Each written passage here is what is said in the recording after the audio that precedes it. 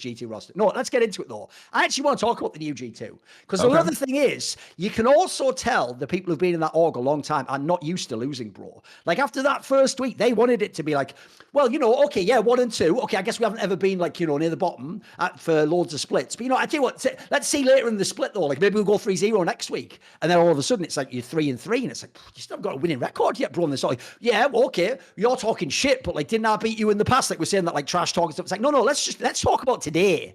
How, as my old friend R. Lewis says, what about today, dickhead? So I want to know about today's G2, because obviously it might end up being at the end of the year they were right. Maybe Skumon turns out to be Jankos 2.0, genius. Maybe Lavrov really is just better than Mikyx, and he's Huhan Sama who's supposed to play with. It's all awesome. But right now, there are some question marks around these players. There's even some question mark around some of the players. Bro, I even saw at least one game where even Caps didn't look good. I've seen a game where Caps kind of looked a bit out of place, so I'm kind of still hit and miss on G2, mate. Like right now, I can get hyped around Fnatic. I can go ham. You know what? I can even get on board the KC thing because Kalista is fucking really good. I can obviously go ham with fucking Movistar. I think they're legit. But the G2 one, I don't know. I feel like they're hovering, mate. They're on a tightrope. They could go down. They could go up. I don't know. So where is G2? Where are they at? I think the most the strangest part is just their meta read. It's like this was such a big strength of theirs, especially it's like in past years. I think ever since like the Romar, Rodrigo, Dylan Falco era of G2, they always seem to prepare so damn well in off seasons. I don't know if it was a particular case where like they were like playing at the World Championship 2 weeks in advance, did prac and shit, right? They were like super sharp at like that year when they won with Flak at Targamas. I think they won that solely because they started very early the previous year and had like a lot of repetitions. They basically used tryouts like scrims for that, I believe. That was where they were like playing with world's teams or some shit like that. So the year they didn't go, right? And now seeing them like just meta wise, draft read wise, it's like that game against Fnatic. They had like this full melee composition. They picked Renekton on 4 into the likes of Azir, Maokai, Ezreal. It's just completely impossible game to play, especially when Jace was open on the other side as well. And just the previous week it was the same thing. It's like the worst games that we saw out of Caps was 2 games where he played Sylas, which is kind of uncharacteristic because this is like one of his best champs. So it's like going into the lobby, it's like you think, oh, the draft is not that good, but it's like Caps is playing Sylas, so you kind of have expectations for him. But in my mind, just that draft read has been very bad. And I think the main thing is like the main thing that I was focusing on, because I don't mind the Skumon change. I think Skumon is perfectly fine. I think he's a strong jungler. I think he's a good player. I don't think he's the reason. I think Yike moving on from G2 will, for me, still be like a very good decision for both parties, because like Yike needed to move on. He needed to find like a new environment. He needed to reinvent himself because he needed to move away from this like little brother situation he had going on in G2. He needed to kind of reshape himself with the experience and become like the bigger brother in the team, you know, kind of move like kind of a similar step to what Razork did in his career, where in the first year in Fnatic, he was kind of like the shy guy and so forth. And then he had to suffer with the Advians and the Reckless and the so forth. And then he kind of, you know, just rose again as a Phoenix. I think Yike needed to go through that too. But the main thing, I think, that Fnatic G2 game, it was so obvious what Mikyx brings to the table. It's like in the post-game interview, Mikyx was like, oh, I know these guys. I know their draft patterns. I know how Caps likes to play. I know their habits. And like looking at that game, it's like Mikyx had this play on bot. They dove and then he crossed into top side, marked the invade, and then he ganked Caps from top side. He died on Sylas, and all of a sudden, all of his rhythm was just completely gone in the game. And then Mikyx had this play on Hansama over and over again where he just burned his summoner on the midwave. So what he spoke in that post-game interview rang so true, because Mikyx, there's nobody else in the league that does this. When Hilly is in form, he's a player that does it, but Hilly is far from form. Mikyx creates positive chaos for your team. It's like sometimes he dances on the ledge and sometimes falls over, but that's the price you pay for the elegance of when it succeeds. I think this is just something that Mikyx brings to the table, because he broke that game together with Razork single-handedly. Now with G2 it's just BB and Caps. They find really good angles. They know how to split push and they know how to, you know, create good conditions for themselves, like we saw in the games that they won, whether it was a Smolder or the Kesante or like the Koki game that, of course, Caps played. But there is nobody else that is offering them like those opportunities. Mickey was so crucial to that, and someone that has been so silent on that team is just Hans Sama.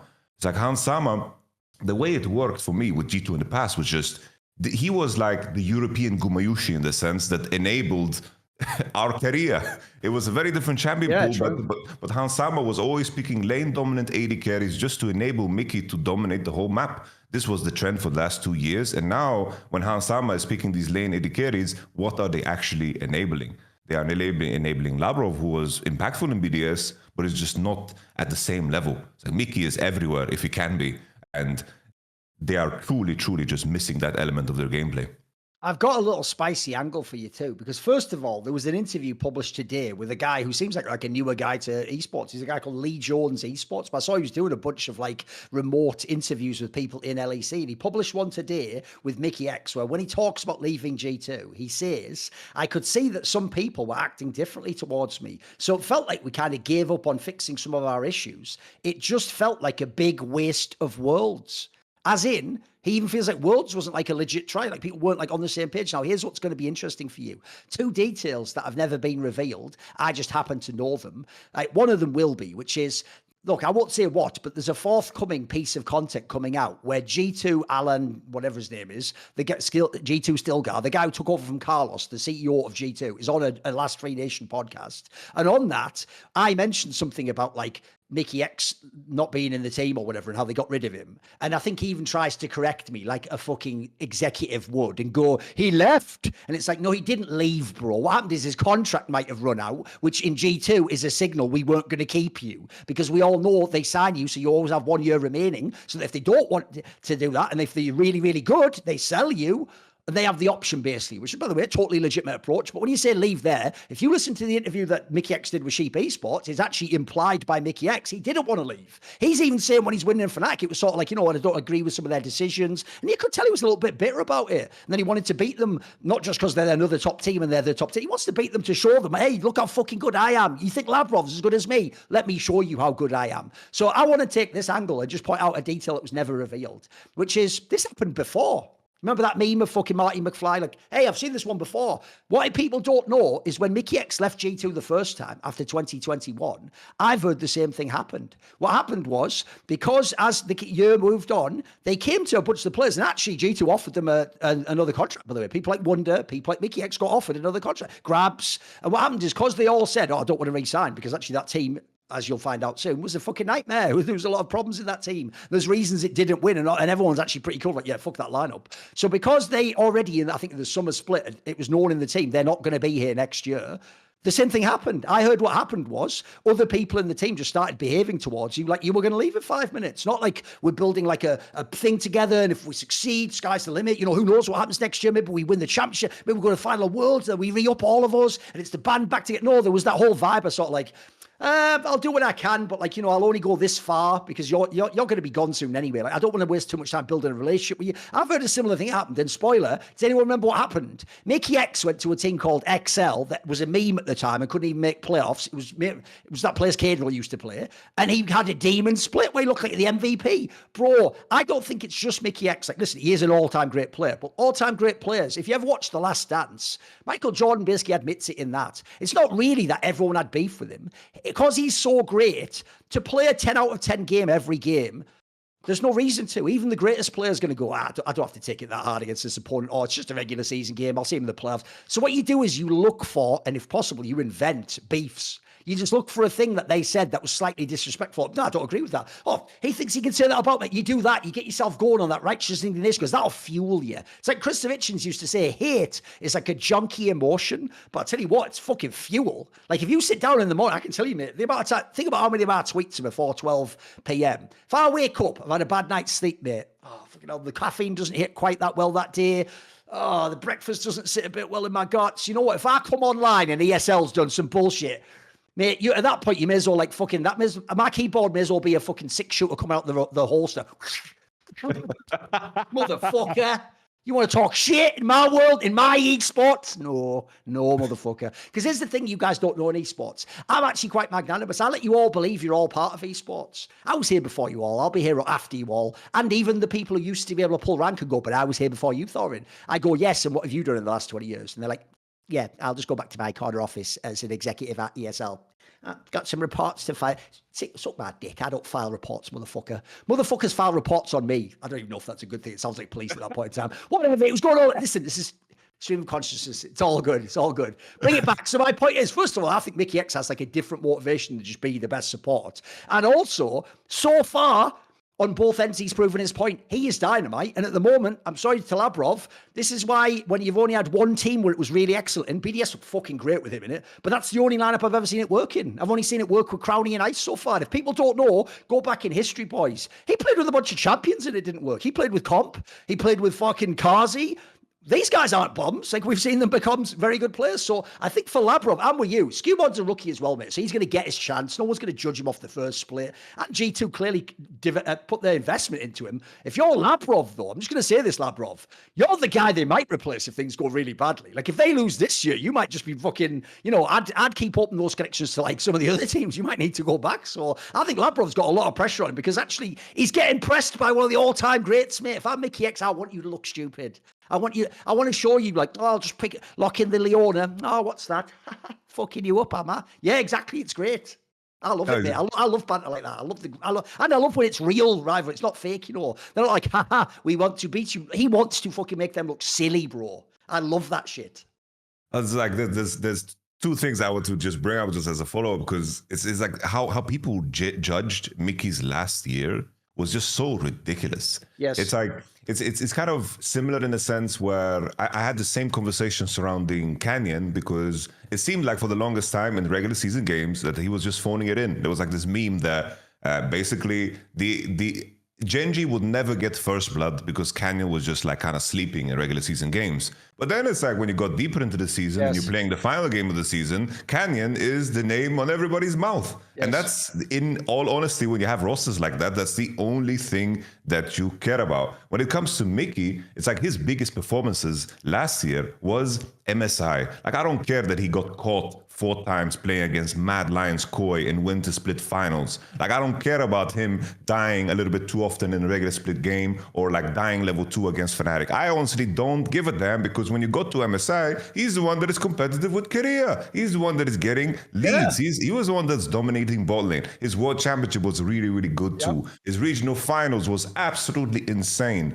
And you cannot recreate that in any short time. Like, there's no time span that you can add to give a player this unique G2 2019-2020 experience. It's like there's no players that have that. And if you have a player that is still in form and has that experience and carries just the sheer force to be able to compete with the best, it's like G2 has concerns now, right, in the regular split. But when it comes to the championship, it's like Labrov has, like, he's been to Worlds once with BDS, and that run was like they beat Golden Guardians, but the rest of it was just kind of, you know, rough. And they just when they reach that challenge, you have to ask yourself, BB and Caps deserve the absolute best. It's like they are the best in their position. I don't think that there's any question. They're the best in their position.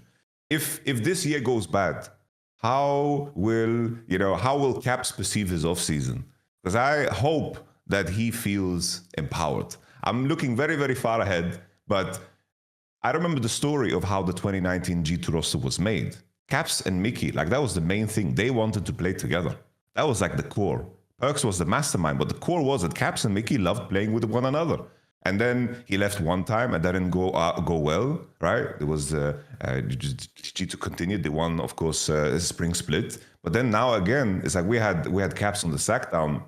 And I don't want to read too much into it, but it didn't seem like he was super, super happy with it. It was like, oh, this is what my management wants to do. I will just let it be. I suggest everybody to just check out that episode to kind of understand the sentiment I'm trying to carry over. That separation, I don't know, just like, I don't know what that will bring in the future for like European League of Legends. It kind of low-key scares me, you know, for G2. Not scares me, but it's like maybe the G2 dynasty will slowly come to an end because they've kept Caps for so long because they kept them happy. So we will see how that kind of fans out and how it plays out in the end.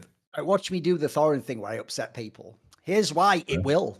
It will. Even if they win Yamato, it won't be in the same way as before. Because the genius of the last few years after the super team lineup was how they always were able to retain some of the DNA. So think about it. They had Jankos and Caps first, won the championship. Then they pivoted back to Mikyx and Jankos goes out. So now you've got Mikyx and Caps. By the way, these players, think about how European League of Legends has been revolutionized since like season 8. It's all about jungle mid support. So they've had like the generational jungle support flipped in and out. They've had Caps the whole time, who was really good. Then they've added in the other best players in Europe, but those are just best players in Europe. Like, if you think about Broken Blade, he's like pretty good all-around player, good in lane, can play carry, can play weak side, can be good in team fight, but he's not like a 10 out of 10 in each of these. Like, if you had Prime Alfari, he's probably better in lane. If you have, like, I don't know, Prime Wonder, he's probably better in fucking team fights and side lane. There's different areas where he's not necessarily a generational top laner. Same thing with Hans Sama. Hans Sama's been very good. He's hit that status that I do think some AD carries have hit, but I don't think he's truly on like the peak Reckless, Forgiven level yet, etc.